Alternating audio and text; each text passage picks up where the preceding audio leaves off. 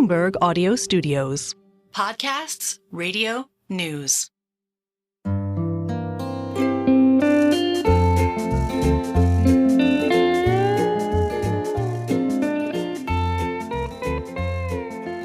Hello and welcome to another episode of the Odd Lots podcast. I'm Tracy Alloway. And I'm Joe Weisenthal. Joe, it struck me that we might be at the beginning of a new cycle, a new credit cycle. Are you making a call? Are you making a market timing call? I would never. No, I'm trying to frame this episode. But we have recently, by the time this episode comes out, had a very momentous, presumably, decision from the Federal Reserve. Yes. Where they've been cutting rates, or they will have cut rates for the first time since, I think, the summer of last year. Oh, sorry, summer of 2022? I can't remember now. Yeah, it's wild. And whenever there is a turning point in the rate cycle, people are often, we've had this regime. Equity markets have done really well.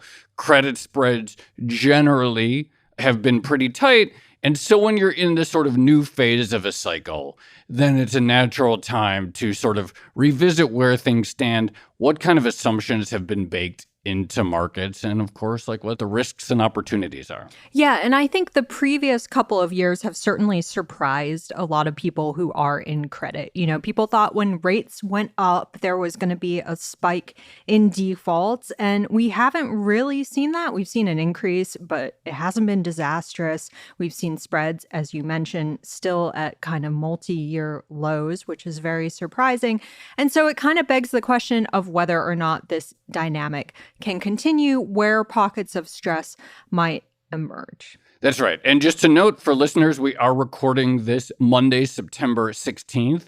We are out in Huntington Beach, California. We are at the Future Proof Festival, I think it's called, which is probably one of the coolest, most distinct financial market conferences that I can fathom. It's literally out on a beach. It's entirely outdoors. outdoors. A nice way of saying we're at a beach for 3 days. It's very nice. It's pretty sweet. I love it around here. But the other thing I was thinking about recently is just the other thing that's happened over the past couple of years has just been the explosion in different types of credit available to companies, right? Like if you're a company seeking some sort of funding, you basically have an option of everything from a syndicated bond or loan to maybe doing a private deal. Yeah. There are just all these different types of credit that you could choose now. Everyone, if you're a company, people will find ways to give you money. There's all kinds of different opportunities. So we need to talk about the credit cycle. We Yes. need to talk about the big growth in the options available to investors and also corporates. And we need to talk about what happens now, whether this is a new leg in the cycle or the beginning of a new cycle in itself. Let's do it. I can't wait. All right, we have the perfect guest to discuss all of this. We are speaking with the co-portfolio manager of Oaktrees, a Diversified Income Fund, better known as ODIDX. Bit of a mouthful, actually. Danielle Poli. Danielle, thank you so much for coming on Odd Lots. Thank you so much for having me, Tracy and Joe. Are you enjoying the beach as well? Oh, I'm having a great time. I don't think I've ever been to a conference quite like this on the beach. So many people. It's something. I've said this before, but all conferences should be like this. On the beach. But you're based around here. This isn't even special for you. Like for us coming from New York where the weather's starting to turn and everything's like, a few more days of amazing weather. This is just your life, huh? It's true. As a commute down the 405, anyone that's watched Saturday Night Live and the Californians knows, though, how perilous it can be driving on LA freeways. So I mentioned you're co-PM of the Diversified Income Fund, but you're also a founding member of the investment committee. Talk to us a little bit about what you do at Oaktree. I serve as a portfolio manager for global credit at Oaktree, and that's our multi-asset credit business. So back in 2017, we tried to think about a way to bring all of our different credit areas into an easily accessible way for our clients. And I get to serve as a portfolio manager, a member of our investment committee, thinking about relative value and helping with asset allocation in the portfolio. Because as you know, these different strategies can be more attractive or not based on what's happening with interest rates or dislocation in the market. So it's an interesting role to be in. In my mind, I think I have some understanding of what a portfolio manager does. What does an investment committee do at an entity like Oaktree? Well, different firms will have committees doing different things. And our committee is less of a voting committee and more of a thought leadership committee. So we convene all of the different portfolio managers at Oaktree that cover different asset classes like high yield bonds and leveraged loans, structured credit, emerging market debt, even convertibles. And we meet every other week as a group to talk about what's happening in credit. So we'll talk about the fundamentals of the companies that we're lending to. Are we seeing any cracks? Is it likely that defaults may pick up? And we talk about technical trends, what's happening with issuance. Are there reasons why there may be, more attractive opportunities in one strategy versus the other? So at one of your weekly meetings, what would be the big talking point during, well, presumably during FOMC meeting, it would be the Fed. But what have you been talking about lately? Well, we're bottom-up investors. We're not macro investors, but it's hard to ignore the macro outlook when we're at such a pivotal point with, perhaps a change in Fed policy that may signal this new expansionary period in credit. We've had interest rates so high for so long. And really where we're focused on is what has that impact been on borrowers' creditworthiness.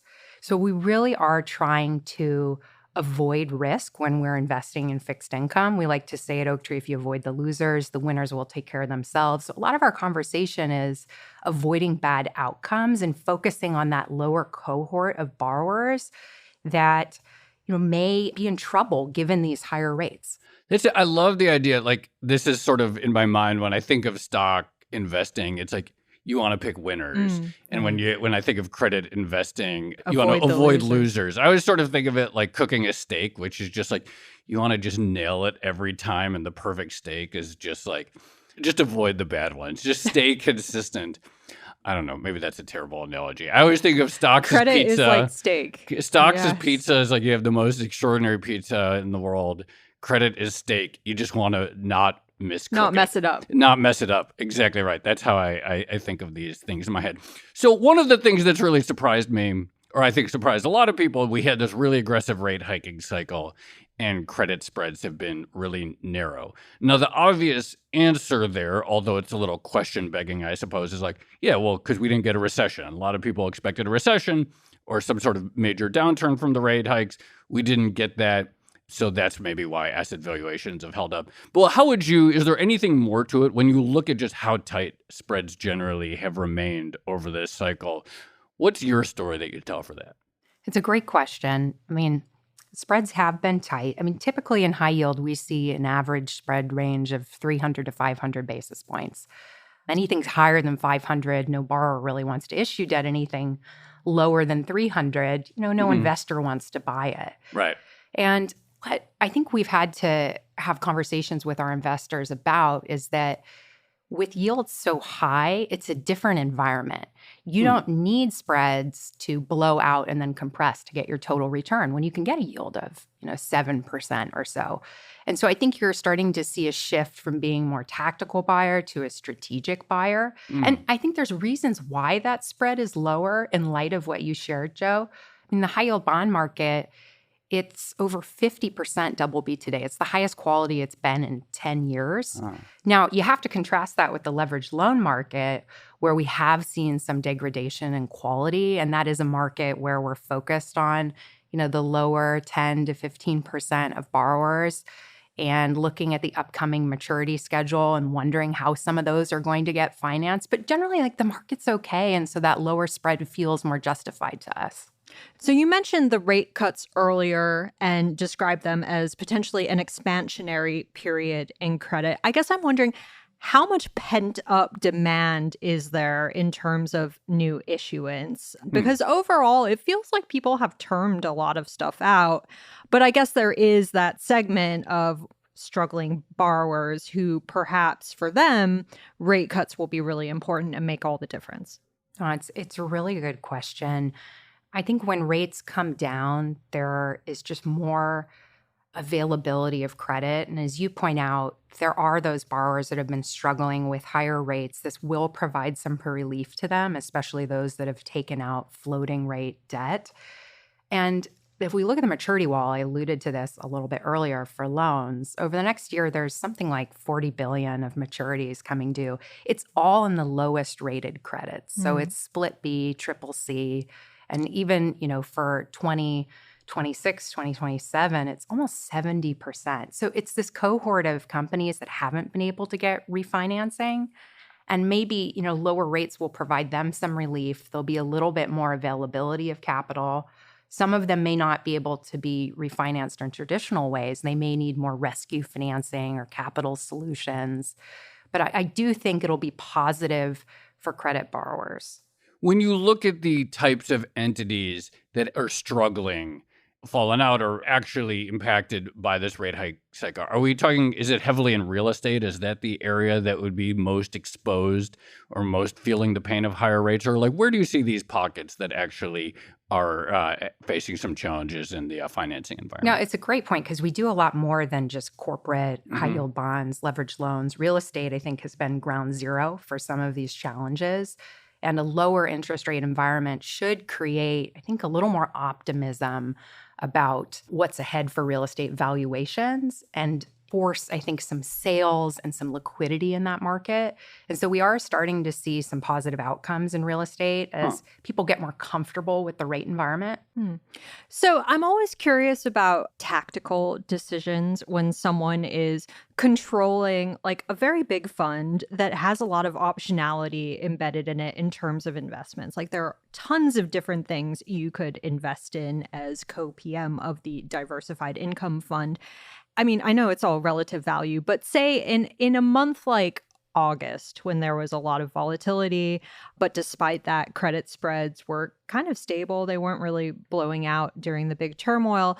How do you judge the opportunities presented to you at a time of uncertainty like then? We get so excited when there's volatility in the markets.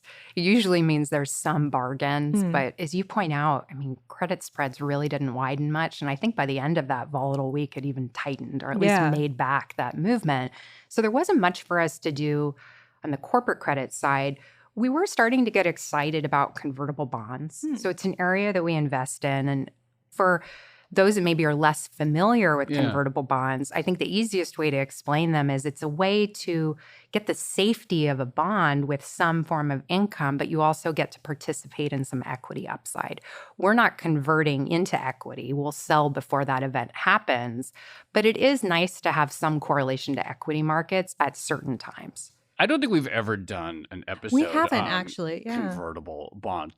So we could just talk about this. But can you talk a little bit more about how big is that market and who are the types of issuers typically, or what is the typical situation in which an issuer would go into the convert market? Yeah, well, if you're going to do a session on that, you'll have to speak with our portfolio managers that only focus on convertibles. We'd love to set that up.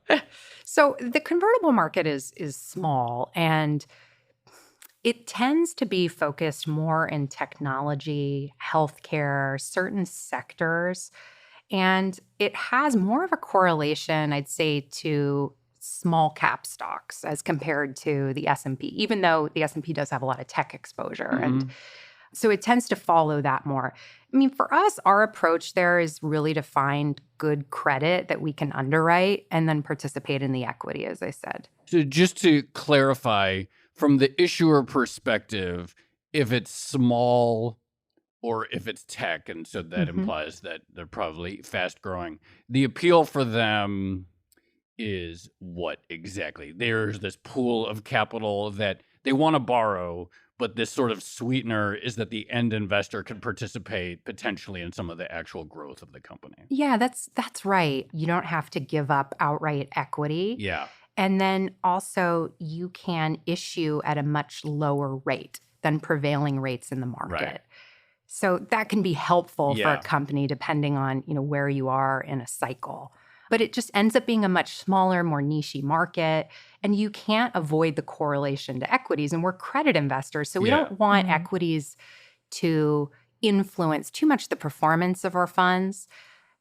Today, we're very underallocated to converts. It's probably the lowest allocation that we've had since 2019, heading into COVID, just because of the valuations in equities. Right. and not finding as many bargains. Oh, wait. So you said you were getting interested in convertibles going into the August sell-off, but I guess you changed your mind. Because of the volatility, Yeah, we felt that maybe we could go in at a better entry point. Oh, I see. Because the valuations haven't made a lot of sense for us and we can get better potential returns from credit than equities, it's been low. But when you get some of these consecutive days in the market and there's a sell-off, you get excited thinking converts are going to be the first asset class to move. And so we started looking, though, at which converts moved. And they didn't really meet our criteria for wanting to wander into equities, especially with this rate decision coming up, an election coming up, a lot of risk out there. But the idea would be in a volatility event as credit investors, that whole volatility event, it lasted about 15 minutes, really. Right. Like it was so short. But theoretically, if it had lasted longer, the first opportunities likely would have shown up in converts. I think so, especially when spreads aren't moving. Totally. That makes sense.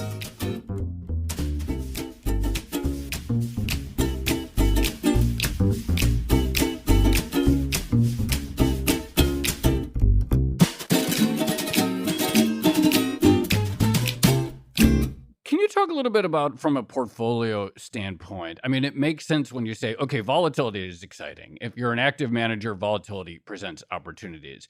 How do you position the portfolio such that you have the cash or the liquidity to take advantage of volatility? Because I joked on the day of the big sell-off is like, oh, I should sell some stock so I can buy the dip here. Like I would have loved to take advantage of that, but I don't really keep a lot of extra cash around. How do you think about that from a portfolio standpoint, being invested, but also being in a position to take advantage of opportunities? Yeah, it's more of an art than a science. I mean, today, cash is an asset. It's not as dilutive as it used to be to hold, so you can at least get some decent yield. And we'll invest our cash in investment grade, kind of short duration type paper. So we're getting an even better yield. Mm-hmm. And we do like to have some of that in the portfolio as a buffer to use for these periods of volatility. One thing that we did a year or so ago is we looked at the portfolio and which were our, less liquid assets outside of private credit, because you really can't sell private credit in a sell-off. So we said leveraged loans, while you can trade them quickly, they take a while to settle. And so we have other options. Maybe we should create some liquidity by taking some money out of leveraged loans. And what we did is we basically took every dollar we took out of leveraged loans, we put 50 cents into cash and 50 cents into CLOs. So it's a barbell strategy because CLOs are really levered instruments. You're getting a higher yield, but they don't take time to settle.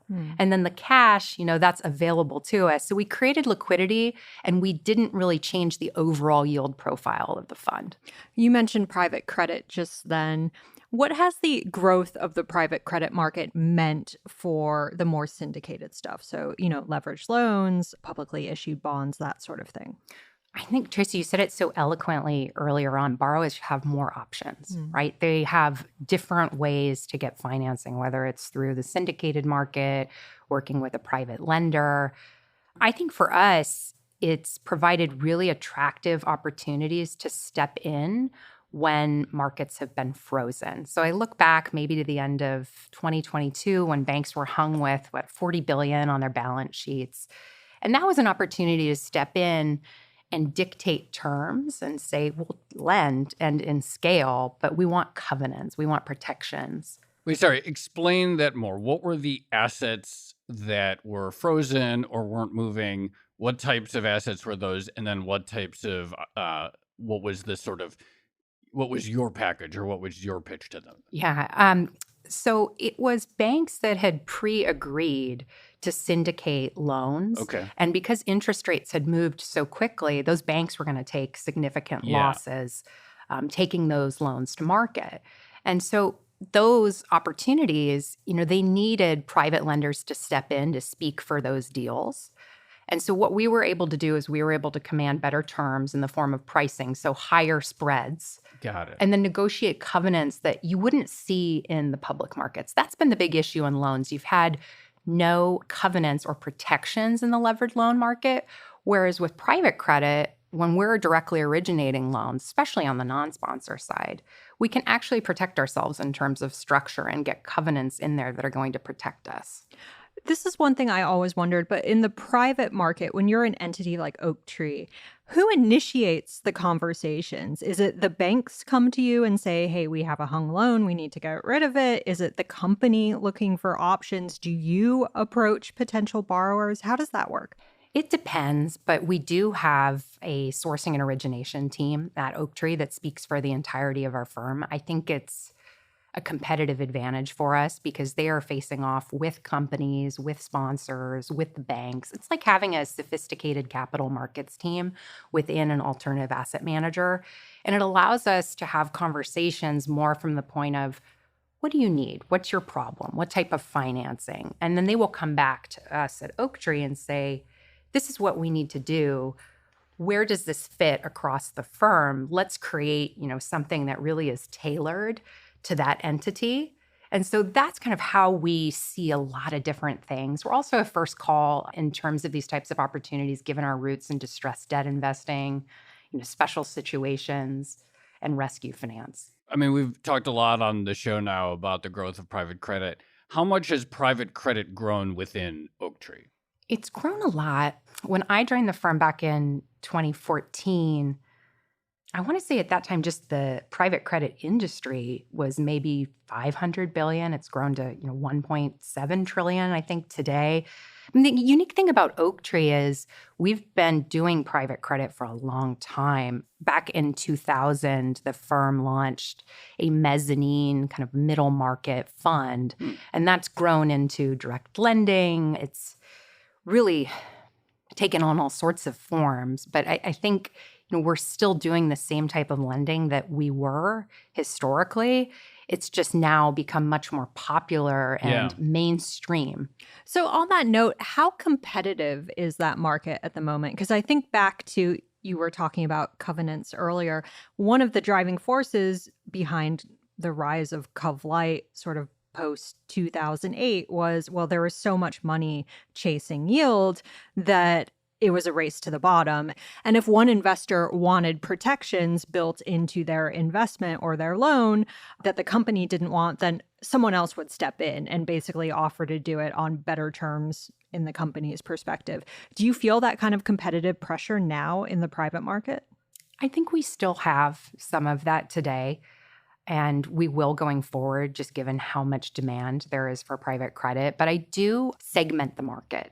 So I feel like that's most acute in the direct lending, LBO finance, sponsor-backed transactions, where, we try and play, though it's a smaller opportunity set, it's more episodic, is directly originating debt non-sponsor. And there you don't have the competition.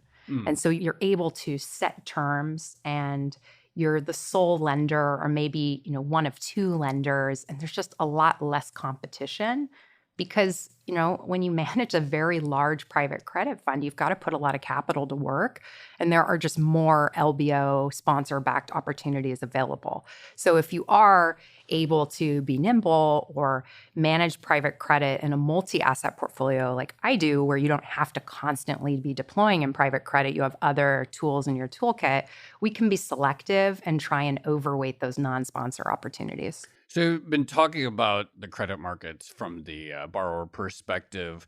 You mentioned in the beginning that in the current rate environment, or at least the recent rate environment, credit has also had a really big yield component as part of the value proposition. And with rates as high as they are, credit spreads, okay, maybe a little narrower, but all in, investors are getting a decent amount of income. How have you seen the demands of investors evolve? What are people looking for in terms of an income product or a credit product?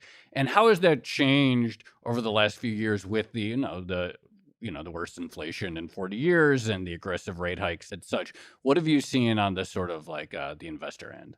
I think investors have wanted more diversification, exposure to a mix of fixed and floating rate so that they aren't so susceptible to what's happening in, the interest rate regime of the Fed. Like fixed rate, IG, and high yield only portfolios got pretty beaten up as rates were rising. And you saw a lot of interest in more floating rate, leveraged loan, private credit products that could continue to offer higher income. But now where we are, they want to toggle back, right? Yeah. Because the fixed rate is really what's going to benefit the most from a rate cut. And so having portfolios set up that can tactically access both of those opportunity sets, I think that's really what we're hearing a lot of demand for. Wait, so talk to us a little bit more. Earlier we were discussing credit spreads and the fact that they've remained fairly low, but as you say, maybe because of yield, they look a little bit more attractive in the higher rate environment. But what does like a good entry point into credit actually look like right now? Like what should investors be looking for if they want to kind of flip the switch on higher exposure? Well, I think today in the high yield market, you can get good income from a high quality bond. You're looking probably around a 7% yield. And that's attractive for some. I mean, I work with a lot of institutions as well, pension plans, endowments. Oftentimes, they're trying to solve for 7%. Mm-hmm. They no longer need to allocate to equities to get that type of return. Has the yield been higher? Sure. I mean, it was as high as 10%, not so long ago, which is more of an equity-like return. If you think about the S&P the last 100 years, it's probably given you around 10%. I mean, if you're getting 10%, it feels somewhat like a free lunch to go into credit. And so I'd say like that's an entry point you don't want to miss. But today you're still getting, 7%. It's pretty good. That's that old joke, Joe, where like if you liked high yield at 7%, you should love it at 10%. You'll love it at 10%, except no one actually does. Yeah. Okay, so it's very logical. As rates were rising, suddenly interest in floating rate debt goes up, then the interest rates turn around, and suddenly, people want the fixed rate debt for obvious reasons. One thing I wonder about, and it comes up in many interviews, does the memory, though, of 2022 persist? And do you see that over the next decade, the fact that you can have these very sudden, sharp spikes in inflation and therefore rates, do you see that leaving a fingerprint on investor profiles or on investor risk management for years to come, even setting aside this cycle, that memory of that experience? I'm a little skeptical. I think many just have this low rate, zero interest environment stuck in their heads. And they think that we're going back down there and we're staying there. And what you raise is a concern of mine. Like if inflation rears its ugly head again, and at the same time the economy is slowing, like stagflation, not something that many investors who are investing today have seen. Well, then that actually brings to mind another question, which is that one of the extraordinary aspects, I would say, starting in March 2022, is through fiscal policy and aggressive Fed action, we knocked out the recession in like 3 months. That was the shortest recession ever. And we sort of proved through policy that we can always fight recessions, that they don't really have to happen, but we know they'll happen again. But it also makes me wonder, and then we didn't have a recession in 2022 or 2023 when everyone expected it.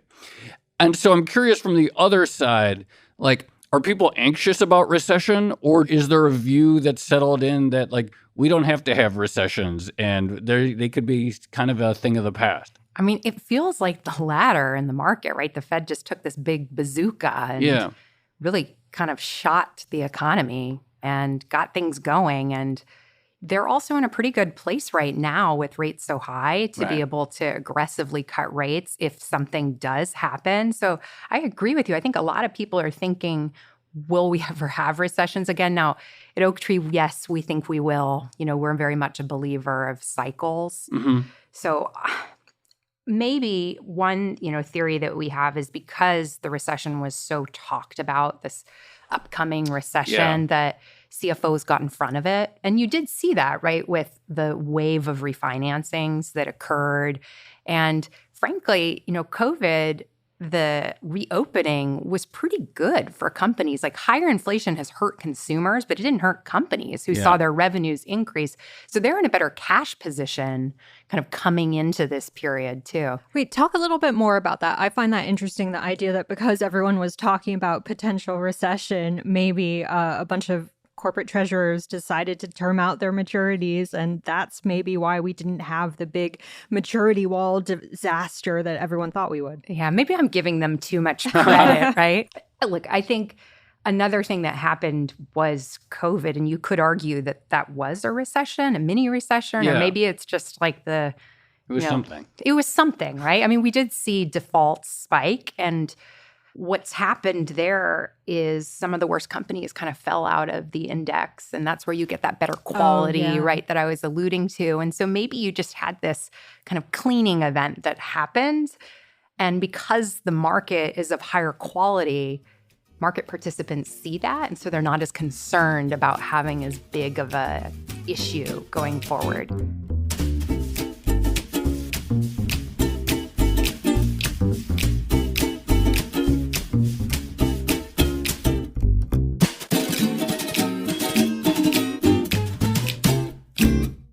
Talk about this whenever I hear like my credit colleagues and Tracy talk about like high yield, that environment just fundamentally doesn't look like the high yield environment of past. Or I hear people talk about like fallen angels or all these different things that are a little bit outside of like my own comfort zone. What is this sort of, I guess, the credit profile of the market look like? How has it changed over the last, 5 years, 10 years, et cetera? So when we talk about high yield today versus high yield 5 years ago or high yield 15 years ago, like how have these markets changed? Well, credit rating agencies will issue their ratings. And, if they were right all the time, we wouldn't have a job. We like to say that. But assume they are. Yeah. And what you've seen is that these markets have tended to skew to lower ratings because they are sub-investment grade credits and there's inherently more risk than investment grade. But it's a higher quality market today because some of those companies prior to COVID, were in the market, and then during COVID, they defaulted on their debt. And so it's more of a technical thing, right? The market looks better because you got rid of some of the worst companies from the indices at the same time than that some of the investment grade rated companies fell into the index or the fallen angels that you mentioned. So it's changed the composition of what's available out there. And then in terms of just, what kind of companies look like today versus the past, leverage has stayed like pretty steady. It's actually come down a little bit in high yield, which is interesting. Even in private credit, you're looking at maybe 5 turns of leverage. It's not excessive. And so the fundamentals are okay, I think, for credit. And then you kind of overlay that with an economy where you're not seeing cracks in the labor market in any significant way. Like, sure, there are things that we are focused on at Oaktree, like student debt picking up, delinquencies in auto payments, other indicators that, show some stress, but like generally things feel okay. And the same for the borrowers.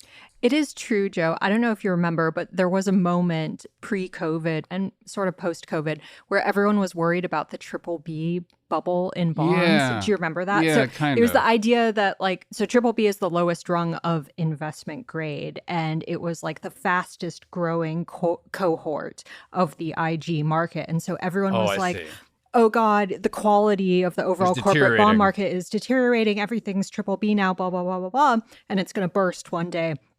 And instead, what we've seen over the past year or so is the triple B bubble kind of burst, but because everyone got upgraded. Yeah. So like no downgrades, no falling down into high yield status, but everything getting upgraded to speak to the quality point. Okay, since we have you, Danielle, one thing I've been wondering about, and I feel kind of bad because I've used this term in previous conversations, but we've never really fleshed out what it actually means. Creditor on creditor violence. It's a very popular talking point, but what do Sounds exciting. Yeah, it does, right? It sounds active, at least. What do we mean when we're talking about that? It's funny. It's nothing new. It's happened for a long time, but I think the dollars at play are a lot bigger given the growth of these markets. And it's what we talked about earlier, that a lot of the deals that got done over the last few years have no covenants in the leveraged loan market. And so what that does is there's holes in these deals, and it allows for sometimes nefarious activities. Explain that further. Covenants and holes for someone like myself who is not doesn't have a concrete idea of what this means. Like, talk to us a little bit about how that plays. Yeah, sure. So ideally, when we're structuring a loan with a company, we want to find ways to protect ourselves, especially if they are going to miss an interest payment or default on the entirety of their loan. We want to ensure things like we're first lien in the capital structure, meaning that we're going to get paid back first in a bankruptcy. We may want to tie our loan to certain assets that the company has so that those assets can be used to pay the proceeds of the bankruptcy. And so you put these covenants or terms into the bond indenture, the loan document, so that you're protecting yourselves. But because there's been such competition to invest in these deals and there's been this low interest rate environment and just a lot of capital, it's been harder to get these types of protections into the documents. It sort of sounds like when everyone was buying homes a few years ago and no one did the people waived the inspections, just right? buy it You just as like, is. and that was like one of it's like, no, if you want an inspection, someone's going to buy it before you. It's like the same basic principle. Yeah. And so when it comes to lender on lender violence, then as you were saying, Tracy, these companies are struggling from higher rates, right? They may not be able to make their interest payments. And so what's happening is you have certain creditors and sponsors looking at, well, how are we going to remedy this situation? We need fresh capital for this company to kick the can down the road, if you will. And so what you're seeing is different techniques applied, taking advantage of there being no covenants. So a classic example of this is stripping assets from a collateral package, dropping them out. It's called a drop down. So you might see that they might go to a new entity, an unrestricted entity that can then take out debt. That will just lessen the amount of assets that investors can have to pay back their claims. You also have the ability to have new capital come in, so effectively priming first lien investors. You go to bed thinking you're first lien, and then you wake up the next day, you're second lien, surprise. That's challenging. And oftentimes, really the company can work with the majority of creditors to do this really quickly, and not all creditors may be involved. And it can be really violent, I guess, if you will, which is why the term is used. So one of the things I've been thinking about recently, we started this conversation talking about the credit cycle and the idea of, well, maybe we're at the start of a new credit cycle or a new stage of the current credit cycle. It does feel like the cycles have kind of become a little bit muddled, right? I guess as we were discussing, there are all these new options for borrowers. So if they can't get a loan in the syndicated market, maybe they talk to someone in the private market. And so there's, I guess, additional pressure valves. Does it feel to you like maybe the credit cycle has changed in some either fundamental or permanent way here? No, what you raised, I think, is important because in some ways it may have extended the credit cycle because there are different avenues for companies to access capital. Will I think it create, a lasting impact? I think we'll have to wait and see, but probably the answer is yes, especially as private credit grows and morphs from more of an industry that was focused on sponsor-backed direct lending to areas like non-sponsored, directly originated loans, which I had mentioned, and then other things like asset-backed finance. I think there'll just continue to be an evolution of the market over time. I'm curious about industry sectors, and we've talked about it a little bit. We talked about where companies issue preferreds. We talked a little bit about the sensitivity of real estate to the interest rate cycle. One of the other big macro themes that we talk a lot about on the show is like this incredible boom in certain types of CapEx. Things like data centers, things like infrastructure, things like new energy, all the different factories and plants that have come out thanks to the CHIPS Act and the Inflation Reduction Act. How do some of these big economy-wide trends play out in the credit space? And have there been new areas of borrowing that you see due to things like some of these secular trends in the nature of the economy? Yeah, we have seen secular trends over time, and most of the activity that was in M&A and LBOs of the last however many years was in tech in particular. And now tech is such a large part of the leveraged loan market. And now today, as you point out, like new areas of investment, AI, chips, I think it's growing that area. But I mean, the market has a beautiful way of adjusting itself, right? Like we loved investing in data centers last year, but then everyone else did too. And so the yields have really compressed. Right. So there is somewhat of, I think, of a resetting of return expectations in some of those hot sectors. And then you really have to shift to say, wow, so much of this was issued. Are these really quality loans that were made? Is this going to be ground zero for defaults? And then it becomes more of a problem, right? Like what's hot then becomes the area of concern. Yeah. So one thing I was wondering about at an event like this, future proof, it bills itself as a wealth festival. The predominant audience member seems to be RIAs. So I'm curious, when someone like you comes to an event like this, what are you talking about with all the people here? Are you like pitching the specific funds, or like what are those client conversations or potential client conversations actually looking like? I mean, if you're an RIA, you have so much to consider in terms of asset allocation outside of alternatives. But even with alternatives, you've got VC, private equity, all these different areas to consider. So I think a lot of my conversations are around why credit is a compelling investment opportunity today. You know, getting those high yields and income. I do think credit could potentially outperform equities.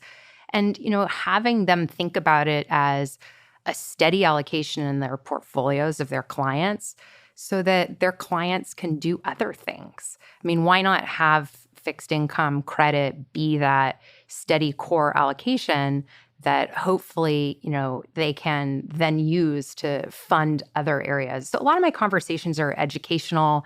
It's also about talking about the different types of private credit that's out there and the different types of vehicles that they can access to. So we've seen interval funds, BDCs, these types of funds become more mainstream. And we're really excited to just kind of have those conversations about how individuals can access what institutions have for so long. What type of questions do RIAs have about private debt? Like, I'm curious to hear their concerns and how much they overlap with the stuff you see in the headlines about, you know, private debt bubble or creditor on creditor violence, which we kind of already discussed. So I think RIAs, the questions that we get surprisingly relate more to the macro environment and less about the fundamentals of credit. I think they're really wanting to understand what rate cuts will do to private credit because it will lower the yield. And the yield is really important in private credit for them.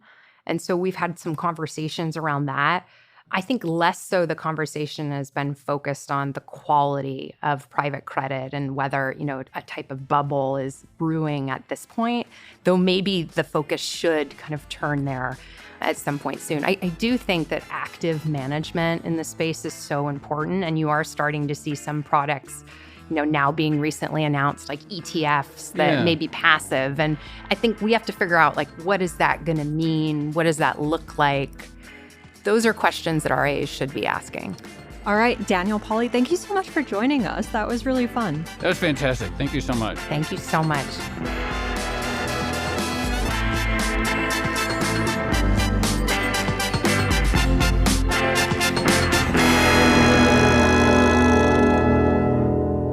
Joe, that was a good episode, I felt, to record after the conversation with Dan Ivison. Yeah, that was great. It kind of dovetailed. So one of the things that is standing out to me after all these discussions with bond market participants on the West Coast is the yield versus spread idea. So definitely. Everyone's been complaining, not everyone, but a lot of people have been pointing out that spreads are still very, very low. And so it's difficult to find entry points into credit. But on the other hand, as Danielle pointed out, like, at 7% yield, that might be very attractive. I think a 7% yield will double your portfolio in about 10 years. So that's not bad. Like, you just like, if you could just like lock in that 7% yield. Just avoid messing up that credit stake. Just avoid overcooking the steak. get all your money in a 7% yield, and then 10 years from now, you've doubled your wealth. Like, that's not bad. Yeah, the other thing that stood out to me was, she was talking about, I guess, quality trends within the index itself. And I do think it's so funny how much hand-wringing there was about the triple B bubble bursting eventually and like causing this big wave of like downgrades and defaults in the credit market. But instead of the downgrades, it basically has ended or started to reverse with upgrades. I think one of the reasons my brain, like when I first got interested in markets, it was through stocks. And stocks are really nice because it's like there's one Microsoft, there's one Google, and then when you look at credit, and there's just like this like endless proliferation of new terms and like interval funds. I don't know what that is. Do you know what an interval fund is? I don't know. We got to learn what interval funds and business development corp, just like all of these new things and preferreds and stuff. And so, there's just this sort of endless, how do you mention in the beginning, just like this endless buffet of credit products. And it's sort of always interesting. And then the fact that like you talk about like investment grade, but that does not mean the same thing in 2022 as it means in 2021 or 2025 or 2019, or same with high yield, just this endless buffet. And then you understand why you sort of have these entities like ratings agencies that can sort of segment risk in a sort of useful way because it's just so sprawling. Yeah, this is why I always like asking the process questions of like, how do options actually get in front of someone like Danielle or Dan Ivison? And then how do you choose from, like, there must be dozens, if not hundreds. There's just endless permutations. Of different, like, investment categories within credit, like not talking about single loans or investments or direct loans, that sort of thing, but just like the actual categories must be in the dozens. Let's do a creditor on creditor violence episode. Like, let's just find one, like maybe a specific incident and like dissect it. Cause I just want to get that in a headline because I think people would download it. But that also just sounds like it's like the thought that like you could have like the first lien debt and then the next morning somehow you don't. Or that the idea that a company could move assets that are sort of like a collateral into some other vehicle and then the creditors can't get access to them to liquidate them or pay the debt. Like, let's talk about that more. I always think an episode about creditor on creditor violence sounds almost like a PSA. Like, have you been hurt by creditor on creditor violence? Well, let's do one. All right. Shall we leave it there? Let's leave it there. This has been another episode of the Odd Lots podcast. I'm Tracy Alloway. You can follow me at Tracy Alloway. And I'm Joe Weisenthal. You can follow me at The Stalwart. Follow our producers, Carmen Rodriguez at Carmen Armin, Dash O'Bennett at Dashbot, and Cale Brooks at Cale Brooks. And thank you to our producer, Moses Andam. For more Odd Lots content, go to Bloomberg.com/oddlots, where we have transcripts, a blog, and a newsletter. And you can chat about all of these topics with fellow listeners in our Discord, discord.gg/oddlots. And if you enjoy Odd Lots, if you want us to do that creditor on creditor violence episode, then please leave us a positive review on your favorite podcast platform.